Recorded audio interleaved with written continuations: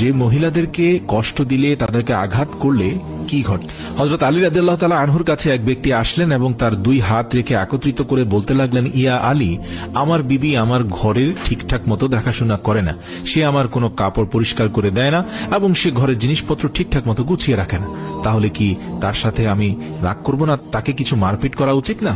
এতটুকু বলার সঙ্গে সঙ্গে হযরত আলী রাদিয়াল্লাহু তাআলা আনহু বললেন, কে বলেছে তোমার বিবির উপর তোমার ঘরের কাজ করা ওয়াজিব রয়েছে? মনে রাখবে, ইসলামে মহিলাদের সম্মানকে যতটা উঁচুতে রাখা হয়েছে ততটা সম্মান অন্য কোনো মাযহাব দিতে পারেনি। আমি আল্লাহ রাসূলের কাছ থেকে শুনেছি, মহিলাদের সবচেয়ে বড় দায়িত্ব হলো সে যেন তার সন্তানকে ভালোভাবে মানুষ করে এবং সে তার সন্তানের দেখাশোনা করে। কিন্তু যদি তার সন্তানের দেখাশোনা করার জন্য তার স্বামীর কাছে সাহায্য চেয়ে নেয়, তাহলে সেটিও চাইতে পারে। আর এখানে তুমি তাকে ঘরের কাজ করার জন্য বলছো। যদি মহিলারা তার নিজের খুশিতে ঘরের কাজ করে থাকে, সেটি তার দয়া।